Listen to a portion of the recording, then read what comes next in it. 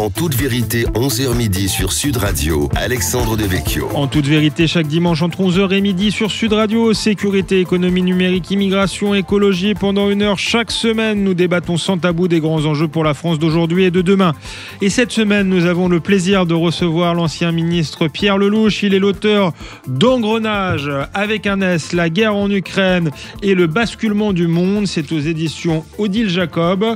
La victoire de Donald Trump aux États-Unis va-t-elle mettre fin à l'engrenage de la guerre ou bien la précipiter? Peut-on vraiment arrêter la guerre en Ukraine et à quel prix pour l'Europe et les démocraties occidentales? Quelles conséquences indirectes sur la guerre au Proche-Orient? Après le basculement du monde, quel ordre mondial? Tout de suite les réponses de Pierre Lellouche en toute vérité. Bonjour. En toute vérité sur Sud Radio, Alexandre Devecchio. Pierre Lellouche, bonjour. Bonjour à vous. Ravi de vous recevoir sur Sud Radio ce dimanche pour discuter de la guerre en Ukraine, approfondir ce sujet. Votre livre Engrenage vient de paraître, mais c'était tout de même avant l'élection de Donald Trump. Et la question que tout le monde se pose, c'est effectivement, est-ce que cette élection change la donne? Le président américain a promis de régler la question de cette guerre en 24 heures. Est-ce que ça vous paraît sérieux, Pierre Lellouche? En 24 heures, non, mais... on peut supposer que c'était une formule de sa part sur la guerre. Une inflexion, sûrement, en juger par ce qu'il a dit avant et ce que disent les gens qu'il est en train de nommer autour de lui, y compris son vice-président, qui est, je l'appelle l'intellectuel de service, parce qu'il est... Il est l'intello qui est en train de reconstruire la ligne idéologique du Parti républicain, de l'amener d'une version internationaliste sur le thème le droit par la force à quelque chose qui est beaucoup plus proche de l'isolationnisme traditionnel, mélange de protectionnisme, d'isolationnisme, mais aussi d'emploi de la force, mais à court terme, et uniquement quand les objectifs stratégiques profonds de l'Amérique, c'est-à-dire en gros la Chine et accessoirement Israël, seront en cause. Donc sur l'Ukraine, oui, toute cette équipe-là n'a plus envie de payer. Ils le disent, ils l'ont dit, ils l'ont écrit de façon très très claire. Ils considèrent que cette affaire a trop duré, que le contribuable américain a trop dépensé d'argent. En gros, on en est quand même en 3 ans à 300 milliards à peu près. Moitié-moitié entre l'Europe et les États-Unis, sachant que nous, on a surtout donné de l'argent, de l'aide civile pour payer les frais de fonctionnement du gouvernement ukrainien. Mais le gros des armes vient des États-Unis. Le dernier paquet a été voté avec beaucoup de difficultés au printemps dernier, après 6 mois d'interruption, à cause de Trump, qui s'était littéralement assis sur une partie des républicains qui ont refusé de voter les crédits. Et ça a été voté in extremis, les 60 milliards restants, sous les colibets d'ailleurs de Trump, quand il a vu Zelensky, il lui a dit voilà, c'est le représentant de commerce le plus efficace du monde, parce qu'à chaque fois qu'il vient aux États-Unis, il repart avec un chèque de 60 milliards. Donc, il n'y aura probablement pas de nouveau chèque de 60 milliards. Je crois que les Américains ont envie de sortir de cette histoire européenne qu'ils considèrent comme étant la responsabilité de l'Europe. Donc, pour eux, plus vite c'est fini, mieux on se porte. Et ensuite, ce sera aux Européens de payer la reconstruction de l'Ukraine. Mais justement, on est dans l'engrenage et on comprend très bien que Donald Trump puisse faire pression sur Zelensky en disant on arrête de faire des chèques. Mais est-ce qu'en face, Vladimir Poutine a toujours envie de négocier? Il est aujourd'hui en position de force.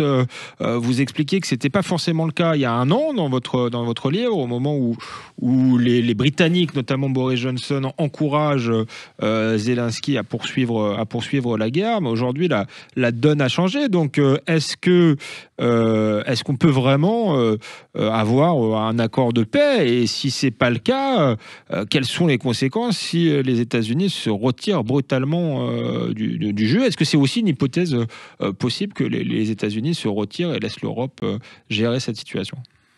Dans le chaos, c'est peu probable. Mais dans votre question, il y a beaucoup de questions. Il y a beaucoup de questions. Alors, d'abord, rappelons que, en effet, c'est bien que vous le rappeliez, quelques semaines après le début de la guerre, donc la guerre commence le 24 février 2022, quelques semaines après, une fois qu'on a vu les Russes reculer devant Kiev, parce que leur manœuvre, ils pensaient faire une opération de police façon Tchécoslovaquie 1968, ça marche pas. Leur armée subit un échec grave, ils reculent, Et à ce moment-là commence une négociation entre Ukrainiens et Russes, sous médiation turque. Et cette négociation a failli aboutir, puisqu'ils avaient un préaccord en réalité. Il ne restait plus que la validation de Zelensky et de Poutine. On était en avril. Et à ce moment-là, il se passe plusieurs choses. D'une part, il y a la révélation des crimes de guerre commis à Boutcha et à Irpin. Et puis surtout, il y a la visite de Boris Johnson à Kiev, dans lequel il dit ne faut pas continuer à travailler avec Poutine, c'est un tueur, et d'ailleurs on va vous aider, il apporte de l'argent, et les Américains se mettent, à partir du mois d'avril, à réarmer l'Ukraine, et donc à entrer dans la guerre. Et là, la guerre devient progressivement une guerre non déclarée, par procuration, entre l'OTAN et la Russie. Donc on change de braquet complètement. C'est suivi par une offensive ukrainienne réussie à l'été 2022, et malheureusement, après, ça se gâte.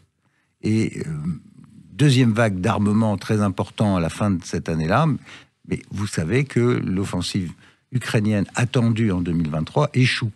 Et depuis, l'Ukraine est en défensive et le rapport des forces n'est pas en sa faveur.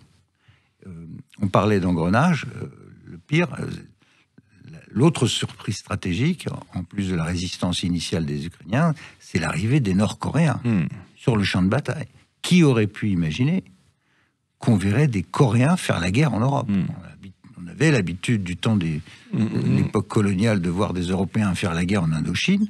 Mais des Coréens faire la guerre en Europe, c'est une vraie révolution stratégique. C'est le basculement du monde. On en reparlera de manière plus profonde après, mais post-occidentale que vous décrivez. Et ça, c'est le résultat de cette guerre OTAN-Russie non déclarée. Elle a abouti à forger une alliance très soudée entre les Russes et les Chinois, auxquels se sont agrégés deux puissances extérieures parfaitement toxiques, notamment l'Iran et la Corée du Nord. Donc on a en face de nous ce que j'appelle les 4 cavaliers de l'Apocalypse, parce que les 4 sont nucléaires ou sur le point de l'être dans le cas de l'Iran. Donc on a un énorme problème face à nous. Mais dans l'immédiat, il faut mettre fin à cette guerre, disent les Américains. Les Américains. Et c'est vrai que c'était la seconde partie de ma question. Vous avez bien fait de reposer le contexte. Est-ce qu'il y a une possibilité que les Américains s'en lavent les mains totalement? Non, s'en laver les mains totalement, ce serait difficile.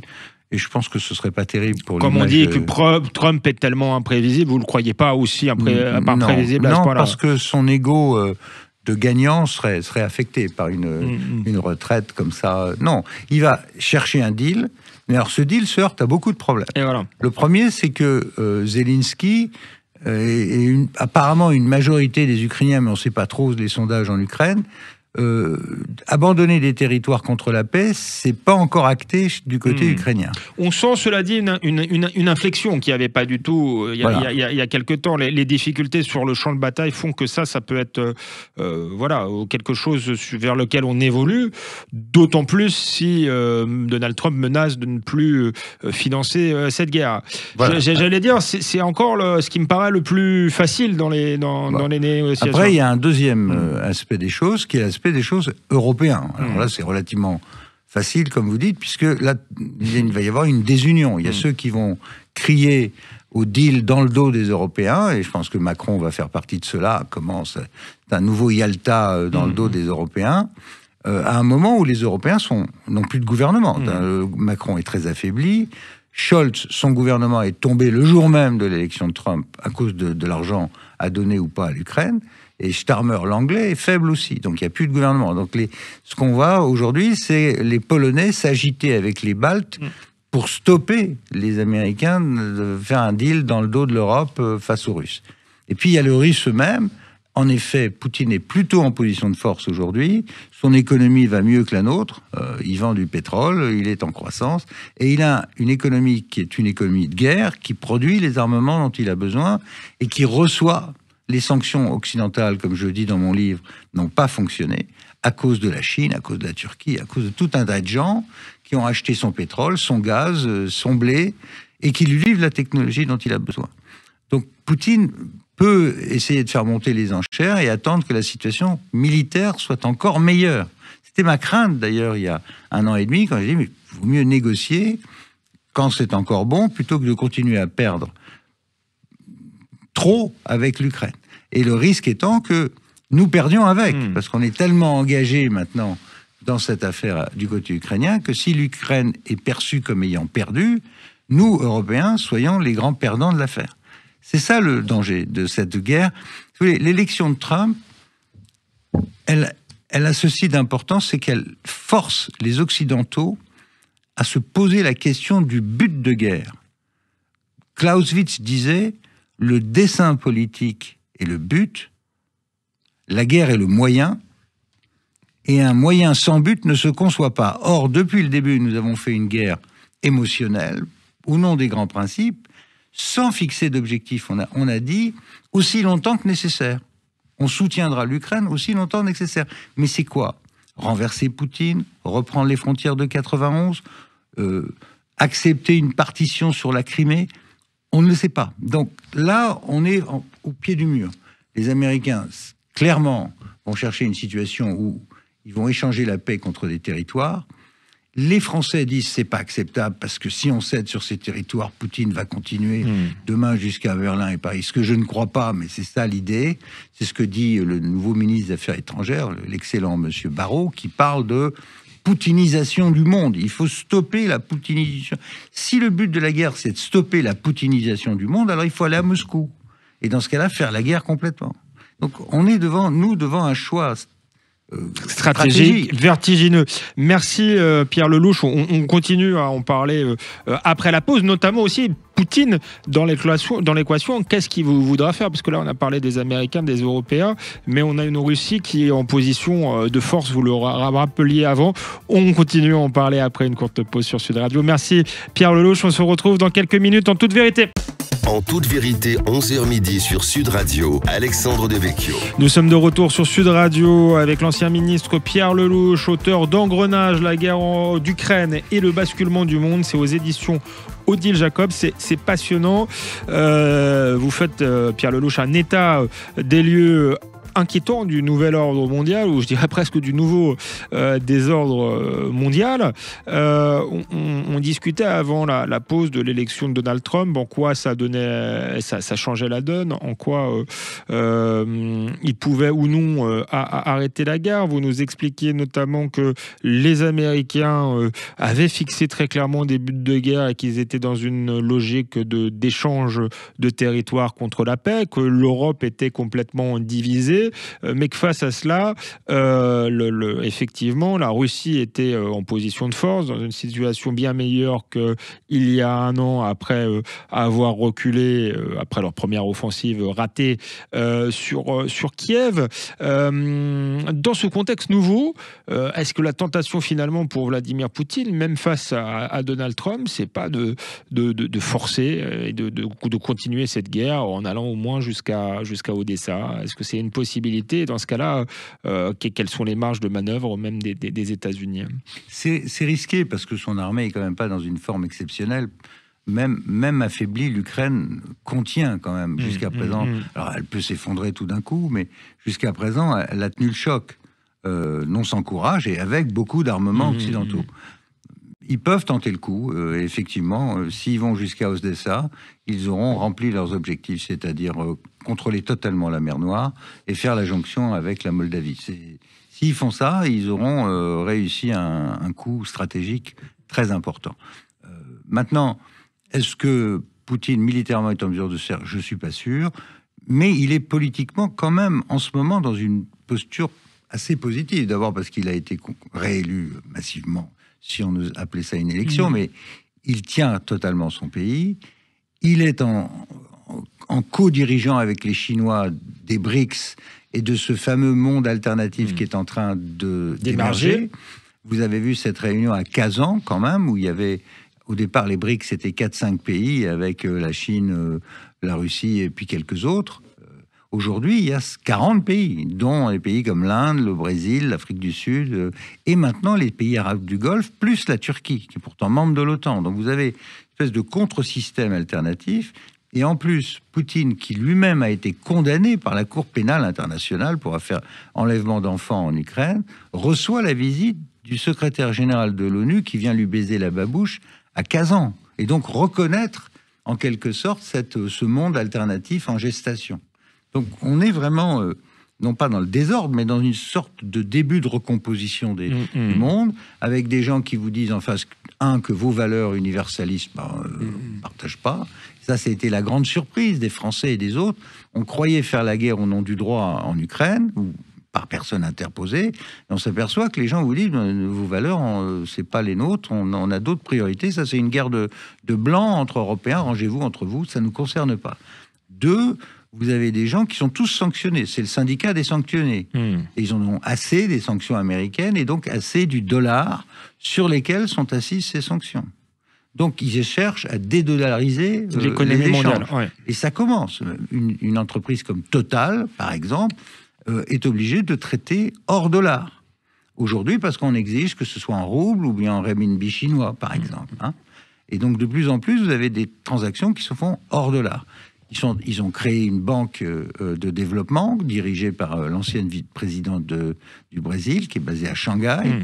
Et donc, tout ça est en train de s'organiser. Évidemment, c'est très hétérogène. Tout le monde a ses intérêts. Ils sont différents entre les Indiens, les Chinois, etc. Mais ils ont un point en commun. Ils en ont marre du monde occidental. Pardon cette vulgarité, mais ils veulent changer de monde. Et on a ça en face de nous. Alors, Poutine, est-ce qu'il va continuer un conflit et à militariser cet affrontement, ou bien est-ce qu'il va dealer avec un président américain qui est capable de comprendre un deal et ça va permettre à Trump de se dégager de l'Europe, de laisser les Européens financer la reconstruction de l'Ukraine, et lui, il va mettre les feux sur le grand problème qu'ils ont, c'est la montée en puissance de la Chine, qui vient les défier, y compris en Amérique du Sud. Les Chinois sont devenus la première partenaire commercial avec 500 milliards de dollars par an, avant les États-Unis, en Amérique du Sud. Et là, Xi Jinping, cette semaine, va ouvrir le plus grand port en eau profonde au Pérou, port qui a possiblement aussi une vocation militaire. Donc là aussi, ça change. Et les Américains ont un besoin absolu d'essayer de stopper cette poussée chinoise, essayer de la contrer aussi sur le plan militaire, parce que dans l'Asie-Pacifique, la marine chinoise a profité des 20 dernières années. Vous savez, le 11 septembre 2001 a joué le rôle d'une énorme diversion. Pendant 20 ans, 25 ans, les Américains sont partis dans la guerre contre le terrorisme, l'Afghanistan, l'Irak, Libye, etc. Pendant ce temps-là, les Chinois, ils rentraient à l'OMC, ils devenaient la première puissance économique au monde, et ils ont poussé les feux sur un réarmement tous azimuts impressionnant. Et dans les 10 ans qui viennent, ils seront à parité nucléaire avec les Américains et les Russes, et leur marine a eu une croissance exponentielle en Asie-Pacifique, qui rend très difficile maintenant pour les Américains la protection de Taïwan et de ses semi-conducteurs, parce que les semi-conducteurs taïwanais, 90% des meilleurs semi-conducteurs sont fabriqués à Taïwan. Donc on va arriver à une situation dans pas très longtemps où militairement, ça va être très complexe pour les États-Unis d'interdire un éventuel blocus chinois de l'île de Taïwan. À mon avis, Xi Jinping, il applique Sun Tzu, c'est-à-dire gagner sans combat. Et il va être tenté de faire une sorte de blocus total de Taïwan à un moment, en disant rien ne rentre, rien ne sort, tant que le gouvernement taïwanais n'abdique pas sa prétendue souveraineté, ne rejoint pas la Chine. Et on peut être dans une situation comme ça assez vite. Donc, ça se joue sur 3 fronts en même temps en ce moment, Ukraine, Moyen-Orient, Chine, et il n'est pas du tout sûr que les Américains aient envie de continuer à mettre beaucoup d'argent et d'énergie sur le front européen. A priori, on est même sûr du contraire. On va continuer à parler de ce basculement du monde, de ce nouvel ordre mondial qui se dessine. En revenons quand même faisons un peu de politique fiction sur ces accords. Admettons que Trump et Vladimir Poutine se mettent d'accord parce qu'ils y ont tous les deux intérêt, qu'on arrive à une forme de paix en Ukraine. Est-ce que ceux qui critiqueraient ce deal n'ont pas aussi raison de s'inquiéter? Et qu'est-ce qui nous dit que la Russie, après avoir signé un accord, dans quelques années, ne tentera pas d'avancer, de reprendre la guerre pour aller jusqu'à Odessa, pourquoi pas jusqu'à Kiev? Alors sans doute pas jusqu'à Paris, comme certains le disent, peut-être même pas jusqu'en Pologne, mais est-ce que finalement on va pas se retrouver avec un conflit gelé et que rien ne sera réglé après cet accord, avec justement l'Europe qui sera quand même menacée en permanence par la Russie. Hein. La guerre a changé la donne. Et l'Europe ne peut plus continuer de faire que ce qu'elle a fait depuis 30 ans, c'est-à-dire de désarmer massivement. Donc la première chose à faire, c'est de réarmer. Et de réarmer fort, ce que nous ne faisons pas. Moi, j'entends depuis 2 ans M. Macron nous parler de réarmement, d'économie de guerre, je ne la vois pas. Je vois même que lors du prochain budget, vous risquez de voir le budget de défense rogné comme tous les autres budgets, parce qu'il n'y a plus d'argent dans les caisses, on n'a que des dettes. Donc il faut absolument relancer le réarmement des Européens et de la France en particulier. C'est la première condition pour éviter que les choses dégénèrent après la guerre d'Ukraine. La deuxième condition, c'est de faire en sorte que l'accord de paix soit suffisamment solide et qu'on ne fasse pas comme à Versailles, comme on disait à l'époque Jacques Bainville dans son livre Les conséquences politiques de la paix, qui est un livre fondamental sur la Première Guerre mondiale. On a recousu la plaie en laissant l'infection dedans. Il ne faut pas laisser l'infection dedans. Donc la question, ça va être comment démilitariser cette zone de front qui fait quand même 1000 km de long. Qui vont être les forces qui vont participer à la sécurisation? Et ça, les Européens vont être appelés à le faire, à coup sûr. Deuxièmement, vous aurez ensuite la reconstruction de l'Ukraine qui est détruite. Ça va coûter au moins 700 milliards d'euros. Savoir comment on fait pour l'amener progressivement dans l'Union européenne, ce qui était prévu dans la négociation précédente. Mais tout ça, ça implique une modification complète des choix de l'Union européenne, qui peut ou pas survivre à ça. Parce que qu'est-ce que ça veut dire concrètement? Ça veut dire qu'il faut au moins trouver une centaine de milliards d'euros par an pour réarmer. Il vous faut reconstruire l'Ukraine de façon stable.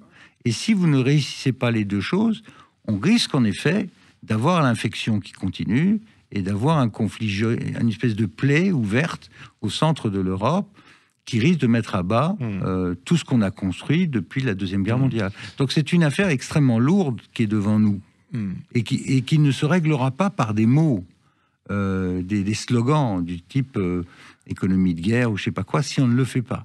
Il faut absolument dire aux Français la situation où nous sommes et faire l'effort nous-mêmes, ne pas compter sur Madame von der Leyen ou je ne sais qui pour le faire à notre place. Donc, pour éviter que les Russes soient tentés de pousser leur avantage, sachant que les Américains vont globalement commencer à se retirer vraiment, il faut que les Européens réarment et repensent complètement leur défense. Merci Pierre Lellouche. On continue à débattre de cette situation géopolitique à la fois passionnante et inquiétante de ce nouveau monde qui est devant nous. Après une courte pause sur Sud Radio. À tout de suite avec Pierre Lellouche en toute vérité. En toute vérité, 11h midi sur Sud Radio, Alexandre Devecchio. Nous sommes de retour sur Sud Radio avec l'ancien ministre Pierre Lellouche, auteur d'Engrenage avec un S, la guerre d'Ukraine et le basculement du monde. De ce basculement du monde, nous parlons depuis le début de cette émission avec notamment l'élection de Donald Trump qui change la donne, le possible accord entre Vladimir Poutine et Donald Trump. Vous nous expliquiez avant la pause que ça changeait, que sans doute l'Europe devrait participer effectivement à la sécurisation de la paix, que l'Europe, si elle voulait pas que la situation soit comme une plaie infectée, devait réarmer notamment, trouver les moyens d'intégrer l'Ukraine puisque ça a été décidé. Donc l'intégration de l'Ukraine dans l'Union européenne pour vous est actée. Pierre Lellouche, qu'en est-il de l'OTAN? Est-ce que c'est une possibilité que l'Ukraine rejoigne l'OTAN ou est-ce que ça vous paraît sur l'OTAN, ça va être assez simple. L'OTAN est à la fois, l'intégration de l'Ukraine dans l'OTAN est à la fois la cause de cette affaire, et paradoxalement aujourd'hui, ce ne sera pas la solution.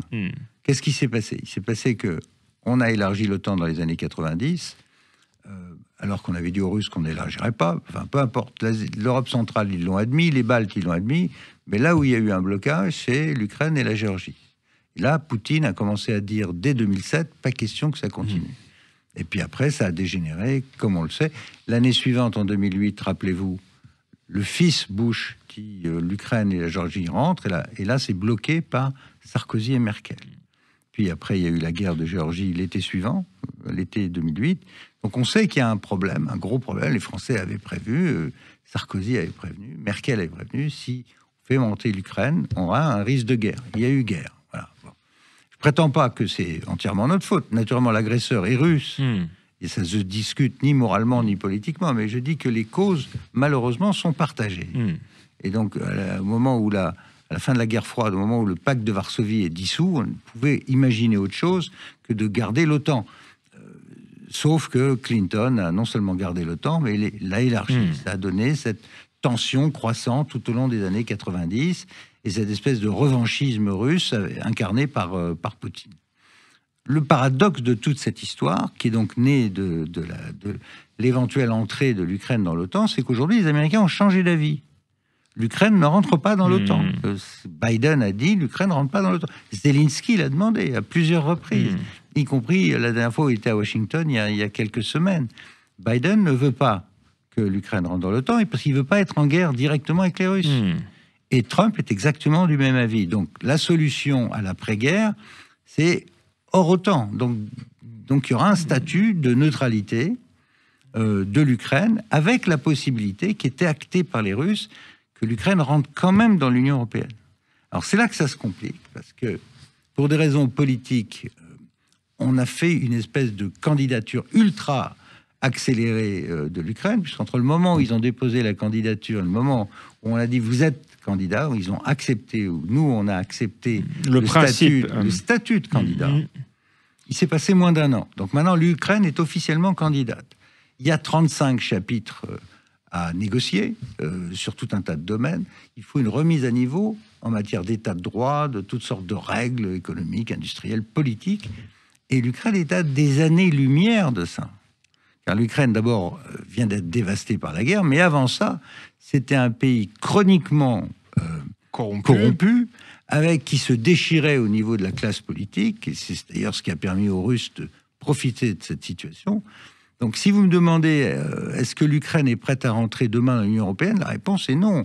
On va avoir un pays dévasté économiquement, politiquement très divisé après la guerre. D'ailleurs, Zelensky aura une élection, je ne suis pas sûr qu'il soit réélu, on verra ce qui va se passer. Et on aura aussi un pays surmilitarisé, et qui commence à dire, si je n'ai pas les garanties qu'il faut, j'irai peut-être faire des bombes atomiques. Ce que je dis dans mon livre, un des risques d'un ratage de la paix, c'est que vous voyez la bombe atomique revenir au centre du jeu dans un pays comme l'Ukraine, voire en Pologne, où on commence à le dire aussi. Et donc, à terme, la question nucléaire sera réouverte en Europe alors qu'on l'a pensée résolue en 1945. Donc voilà ce qui est en face de nous. Alors, comment gérer le rapprochement de l'Ukraine vers l'Union? C'est une vraie question très difficile, parce qu'elle implique beaucoup d'argent. Aider l'Ukraine à monter en niveau, ça veut dire mettre des centaines de milliards d'euros. L'essentiel des fonds structurels actuellement donnés aux autres États qui viennent d'entrer seront supprimés. Pays comme la Pologne, par exemple, profitent puissamment des fonds structurels. L'Espagne. Nous, on n'en profite plus parce qu'on est plutôt contributeur net, comme on dit, c'est-à-dire qu'on reçoit moins que ce qu'on donne. Mais là, beaucoup de pays reçoivent encore des fonds de l'Union européenne qui iront tous vers l'Ukraine. Et il y aura un énorme problème agricole aussi. Là où on sera directement impacté. Voilà, on l'est déjà, puisque les droits de douane ont demandé à la FNSEA ce qu'ils pensent de l'entrée de l'Ukraine dans l'Union. Là, on a des fermes qui font des centaines de milliers d'hectares. On n'est juste pas dans la même échelle. Et donc, ça va être avec des salaires qui sont ridicules par rapport aux nôtres. Donc, ça va poser des problèmes de compétitivité, d'égalité entre les différentes économies qui vont être extraordinairement compliquées. Donc, on va avoir ça à gérer. Plus, il faut savoir que dans les traités de l'Union, il y a un article peu connu qui s'appelle l'article 47.2, qui est un peu l'article 5 de l'OTAN, c'est-à-dire une clause de sécurité mutuelle entre les pays de l'Union. Si l'un d'entre eux est attaqué, les autres doivent sont supposés l'aider. Donc, après, il faut qu'on soit, nous, capables d'apporter cette aide. C'est pour ça que j'insistais tout à l'heure sur l'idée d'un réarmement urgent. Donc, la question, c'est, à un moment où les gouvernements sont très faibles chez nous, où il n'y a plus d'argent, il va nous être demandé par l'histoire, si j'ose dire, par cette guerre qui a dégénéré, dans laquelle on est entré sans trop comprendre où on allait, maintenant on y est. Quand on fait la guerre sans avoir un objectif stratégique, on risque d'avoir de mauvaises surprises. La mauvaise surprise, c'est qu'il va falloir sortir le porte-monnaie, s'endetter encore plus, remonter à niveau nos forces et prendre en charge un pays qui sort de la guerre dans un état de pauvreté totale, en plus avec énormément de forces militaires. Dans cet accord qui pourrait se dessiner dans les mois à venir, est-ce qu'il n'y a pas aussi une issue plus positive? C'est-à-dire que est-ce que les ponts sont totalement rompus avec la Russie? C'est la question. Vous dessinez dans votre livre une sorte de nouvelle guerre froide, mais très différente, parce que c'est plus seulement la guerre entre l'Occident et la Russie, mais c'est la guerre finalement entre l'Occident et le Sud global. Est-ce que ce nouveau clivage qui se dessine est appelé à durer, ou est-ce que d'un éventuel accord entre Trump et Poutine peut surgir ce que beaucoup appelaient de leur vœu avant que la guerre se déclenche, c'est-à-dire que la Russie soit finalement un pont entre l'Orient et l'Occident, que la Russie soit intégrée finalement au camp occidental. Et Vladimir Poutine, il fut un temps, semblait vouloir plutôt imaginer le destin de la Russie du côté occidental. Est-ce que c'est définitivement terminé? Est-ce que l'accord entre la Chine et la Russie est scellé pour de bon, ou est-ce qu'on peut avoir un accord de sécurité globale finalement, même avec un dictateur comme Vladimir Poutine qui nous a attaqués? Il fut un temps où, en effet, on rêvait de cela, et un temps où Poutine lui-même nous aidait en Afghanistan. Moi, j'étais en charge de l'Afghanistan pendant un an. Vous assurez que nos forces transitaient par la Russie. Les Américains aussi. Donc, ils nous aidaient en Afghanistan. Aujourd'hui, la bascule a été faite. Et c'est une bascule qui était pensée depuis longtemps par l'ancien Premier ministre Primakov. Lui, quand il a vu que les Américains ne reconnaîtraient pas la Russie à parité, parce que les Américains pensaient que la Russie, comme disait Obama, n'était qu'une puissance moyenne.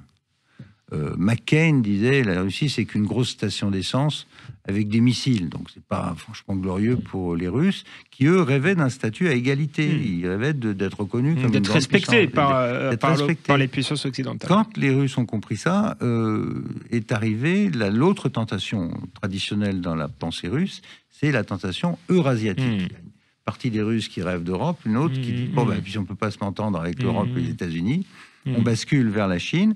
Et dans l'idée de Primakov, la Chine et l'Iran, c'est-à-dire le pays le plus peuplé du monde et le pays musulman le plus solide. Et son idée, c'était de fabriquer ce trio, et il l'a fait. Enfin, plus exactement, Poutine l'a fait. Et donc ma question, effectivement, est-ce que c'est scellé, ça, ce basculement vers l'Asie je crains que ce soit profond, parce que maintenant, le laïus russe, depuis le début de la guerre, c'est cette guerre qu'ils ont déclenchée. Ils la vivent comme étant déclenchée par ce qu'ils appellent l'Occident global contre eux.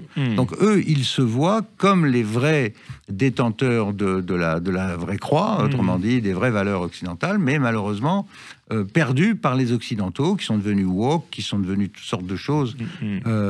Et donc eux disent, nous sommes attaqués par un Occident global décadent, et nous allons reconstituer un autre monde avec ce qu'ils appellent la majorité du Sud global. Est-ce que c'est définitif? J'en sais rien, mais je pense que c'est parti pour durer un certain nombre d'années. En sachant que quand même, la guerre, pour Poutine, si on enlève les lunettes de la gloire, elle n'est pas terrible. Poutine n'a pas et n'obtiendra pas le contrôle de toute l'Ukraine, au mieux de la partie est qui était russophone. Deuxièmement, lui qui voulait lutter contre l'élargissement de l'OTAN, il voit arriver 2 États scandinaves qui sont dans l'OTAN, la Suède et la Finlande, et la mer Baltique est devenue un lac otanien, donc c'est pas franchement terrible non plus. Et en fait, il est devenu un vassal. Sa position est vassalisée par rapport à la Russie. Par la Chine aussi. Par rapport à la Chine. Oui, par rapport à la Chine. Ouais, voilà. Et donc, l'écart est tel entre la Chine et la Russie qu'au mieux, Poutine peut faire du bruit, peut être agressif sur le plan militaire, mais en aucun cas, il peut rééquilibrer cette relation avec la Chine. Donc, si nous sommes intelligents, nous devrions en effet avoir une diplomatie qui vise à casser cette alliance et à essayer de ramener la Russie plutôt dans le giron européen que de la laisser lui apporter les matières premières dont la Chine a besoin, et à terme devenir elle-même vulnérable. Les Russes savent très bien que la Sibérie est vide. et qu'un jour ou l'autre, les Chinois arriveront. Si vous allez à Irkoutsk, où je suis allé, je peux vous assurer que les Chinois sont omniprésents dans la partie même occidentale de la Sibérie. Donc ils sont très très présents parce qu'ils sont juste à côté et très riches par rapport à une Russie qui est quand même... toute cette partie de la Russie est vide et plutôt en développement qu'autre chose. Merci Pierre Lellouche, on se retrouve après une courte pause pour la dernière partie de cette émission.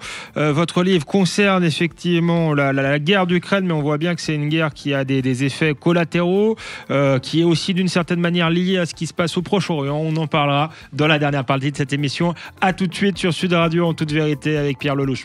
En toute vérité, 11h midi sur Sud Radio, Alexandre Devecchio.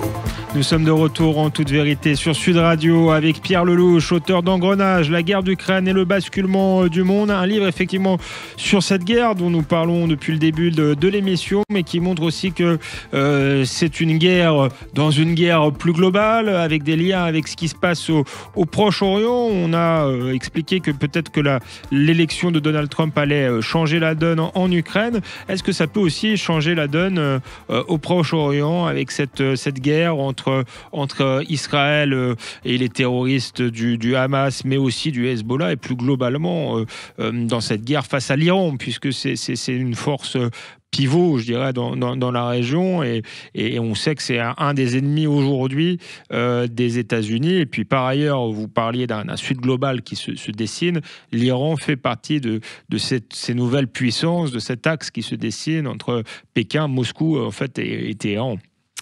Alors c'est exactement ça. Ce que je dis dans ce livre, c'est que la guerre d'Ukraine a déjà des métastasés, si j'ose dire, au Proche-Orient, où on retrouve les mêmes acteurs. On retrouve l'Iran qui vend des armes à la Russie. On retrouve la Chine qui contourne les sanctions occidentales anciennes. Ça fait 40 ans que l'Iran est sous sanctions. La Chine achète du pétrole iranien malgré les sanctions américaines. Donc on retrouve les mêmes acteurs. On voit même Iran, Russie et Chine faire des manœuvres navales, tenez-vous bien, l'été dernier dans le Golfe Persique. On voit aussi que grâce aux missiles iraniens, dont la technologie d'ailleurs vient en partie de Corée du Nord, on retrouve les mêmes. Les Iraniens sont arrivés à interrompre la circulation navale dans le Golfe avec les missiles du Yémen, les missiles Houthis qui frappent les navires occidentaux. Donc les deux conflits sont maintenant imbriqués l'un dans l'autre, et pour l'Europe c'est une très mauvaise nouvelle parce que ça veut dire que l'Europe et le Moyen-Orient sont un seul et unique théâtre d'opération. D'ailleurs, quand vous voyez la chasse aux Juifs dans les rues d'Amsterdam et le match qu'on vient de voir cette semaine au Stade de France, on voit bien que l'importation du conflit, il est là. C'est une affaire de temps avant qu'on voit des missiles iraniens ou de l'autre côté de la Méditerranée qui vont menacer nos propres territoires. Malheureusement, l'imbrication, elle est déjà là. Alors, est-ce que Trump va changer cette équation ? Ce qui est clair, c'est que les gens qu'il a nommés et son inclination à lui, c'est d'être à fond avec Israël. Et donc, la confrontation va se faire inévitablement à un moment ou à un autre avec le principal problème de la région, c'est pas les Arabes, c'est pas les pays du Golfe, qui, rappelez-vous, ont participé aux accords d'Abraham lancés dans la première administration Trump. Et qui ont fonctionné. Ceux qui ont essayé de fusiller ces accords sont les Iraniens. L'affaire du 7 octobre, lancée par le Hamas, a servi à ça, à casser le processus des accords d'Abraham en remettant la question palestinienne au milieu du jeu et en faisant jouer à plein ce que j'appelle les tentacules de la pieuvre. La pieuvre, elle est à Téhéran, mais ils ont réussi à bâtir des tentacules au Yémen, au Liban avec le Hezbollah, à Gaza, en Syrie, en Irak. Donc tout ça, ça étouffe progressivement l'État d'Israël, avec des conséquences majeures. Une partie de la population nord d'Israël ne peut plus habiter au nord d'Israël. Il y a des frappes de missiles en permanence, parce que les Iraniens ont livré des centaines de milliers de missiles. Ce n'est pas des petites quantités. Il y avait 150 000 missiles d'origine iranienne au Liban, et il y avait des quantités énormes de missiles aussi à Gaza. Donc les Israéliens, après avoir été attaqués avec ce pogrom monstrueux du 7 octobre, ont décidé de couper les tentacules, ont frappé le Yémen, frappé massivement Gaza avec des conséquences terribles, parce que l'armée du Hamas, elle était sous la population civile. Et donc, mécaniquement, ça donne des images et des conséquences terribles sur la population civile. Même chose en Hezbollah, où là aussi, tunnel, présence, et là, les armes passent par la Syrie, arrivent au Liban, les armes iraniennes, Irak, Syrie, Iran, Liban, et là on retrouve les tunnels et on retrouve les installations qui visent à rendre impossible la vie au nord d'Israël. Donc ça, c'est en train d'être cassé, mais ça va être compliqué, parce que le Hezbollah, à la différence de Gaza, c'est une organisation politique présente au Liban, qui n'a pas simplement un rôle, terroriste, qui a un rôle économique, un rôle politique, un rôle social. Il remplace même l'EDF local. Il n'y a plus d'organisation d'électricité au Liban. C'est le Hezbollah qui a les générateurs, les municipalités qui sont tenues par Hamal ou le Hezbollah. Et comme les Libanais n'arrivent pas, les autres Libanais, c'est-à-dire les chrétiens, les druzes, les sunnites, n'arrivent pas à se mettre d'accord pour sortir de cet engrenage iranien et de cette prise d'otage. Le Liban est pris en otage, littéralement, depuis une trentaine d'années, par l'Iran. Donc il faudrait essayer de casser ça et redonner sa chance à un autre Liban. Et pour ça voudrait dire aussi que la classe politique libanaise s'y mette. C'est pas franchement leur spécialité. Ils ont plutôt attendu jusqu'à présent que le problème soit réglé de l'extérieur. Et la position française sur cette question, vous la comprenez? Le président de la République ne parle pas justement du tout de cette prise d'otage par le Hezbollah et l'Iran. Il a même été jusqu'à serrer la main des gens du Hezbollah, des politiques entre guillemets, c'est-à-dire les mêmes. Le dirigeant du Hezbollah au Liban a eu l'honneur de serrer la main du président de la République française. Je ne suis pas sûr que ce soit la meilleure option. Les Français ont 700 soldats dans la finule depuis longtemps. Ils étaient garants de cette fameuse ligne de feu, c'est le feu du Litani, que le Hezbollah n'a jamais respecté au point d'ailleurs qu'ils ont construit des tunnels tout contre les casernes de la finule. Donc là, il y a un problème là. La deuxième chose, c'est que la France a essayé d'être utile sur le plan diplomatique en travaillant avec les Américains pour une nouvelle résolution 1701. Si on arrivait à repousser le Hezbollah de l'autre côté de la rivière Litani et à modifier progressivement le jeu politique au Liban, alors peut-être qu'on changerait un peu les choses. Mais encore une fois, la tête de la pieuvre, elle est à Téhéran. Et justement, on est bientôt à la fin. On est bientôt à la fin de cette émission. Est-ce que vous croyez au scénario d'une intervention armée américaine, israélienne sur le sol iranien, ou est-ce que ça vous... Franchement, j'en sais rien. Elle est très difficile. Ça fait des années qu'on en parle. Est-ce qu'il y a un risque d'embrasement, tout simplement, de toute la région? Ça fait des années que l'Iran s'approche de la bombe, fabrique de l'uranium de plus en plus enrichi. Pendant des années, ils ont prétendu que c'était pour un programme nucléaire civil. C'est une vaste blague. Les centrales nucléaires russes sont livrées avec l'uranium enrichi. Donc, leur programme est totalement militaire. Il est encaissé dans des cavernes profondes dans les montagnes. Mais ils continuent à fabriquer des centrifugeuses et de l'uranium, et des quantités telles que on pense qu'ils pourraient dès à présent construire au moins 3 bombes atomiques. Voilà. Et donc la question de savoir si ces installations vont être attaquées, quelles conséquences avoir, c'est extraordinairement complexe. Et pour l'instant, aussi bien les Américains que les Israéliens hésitent. Mais est-ce qu'on va arriver à un moment de vérité, compte tenu de l'affaiblissement du régime iranien au bout de 40 ans? La génération nouvelle des Iraniens en a plus qu'assez de vivre dans cette espèce de dictature moyenâgeuse. Ils aspirent à vivre avec le reste du monde.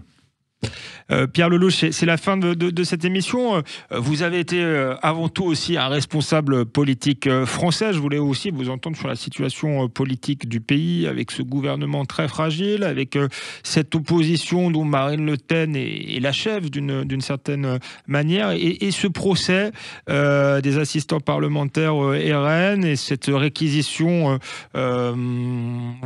du procureur, avec une possible inéligibilité de Marine Le Pen, exécutoire. Qu'est-ce que ça vous inspire? Est-ce que la justice fait son travail, ou est-ce qu'il y a une forme d'empiètement sur la démocratie? Première remarque, je suis profondément inquiet et triste de voir mon pays à ce point affaibli sur le plan politique au moment où il se passe toutes ces choses autour de nous. Il faudrait aujourd'hui avoir un gouvernement fort, une majorité forte pour faire face aux défis de l'histoire, qui sont là, immédiat. Or, on n'a pas de gouvernement stable, on n'a pas de majorité, et on a un président Macron qui a conduit le pays à se diviser entre deux extrêmes. C'est pas franchement le même temps dont il parlait au début, en 2017. Au moment où moi, j'ai décidé de cesser mon engagement. Maintenant, sur l'affaire Madame Le Pen, j'ai vécu de très près l'élimination de mon ami François Fillon par des juges en quelques semaines. Et ça a changé le cours de l'histoire de France, parce qu'au lieu d'avoir un président Fillon, on a eu un président Macron. Cette fois-ci, il faut faire attention que la décision sur l'avenir du pays ne soit pas décidée par des juges, mais soit décidée à la loyale devant le peuple. On a vu aux États-Unis ce que c'est qu'un acharnement judiciaire contre Trump. Il en avait 7, au moins, à faire contre lui, et des infiniment plus graves qu'une histoire d'affectation non pas des fonds, parce qu'ils n'ont pas été détournés, ils étaient affectés au Front National, mais d'affectation de l'argent entre le Parlement européen et le parti politique. Donc c'est quand même assez, alors, on va dire, alambiqué comme exercice. Mais bon, la loi a été violée, la question est-ce que l'inéligibilité doit être immédiate ou pas? Moi, je pense, pour avoir vu ma tête en photo sur le mur des cons du syndicat de la magistrature, qu'un certain nombre de juges font aussi de la politique. Simplement, c'est pas à eux de trancher le destin du pays, c'est au peuple français. Donc, empêcher un parti politique de participer à une élection, c'est une décision extrêmement grave. Dans le cas des États-Unis, qu'est-ce qu'on a vu?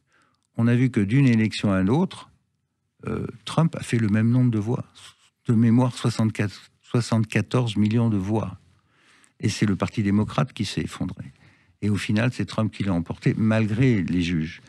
Donc, je suis pour le respect de la loi, comme tous les Français. Je considère que la loi doit s'appliquer, mais attention à ne pas basculer dans un système où les juges remplacent le verdict du peuple.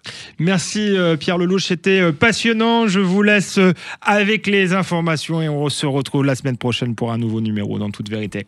À bientôt sur Sud Radio.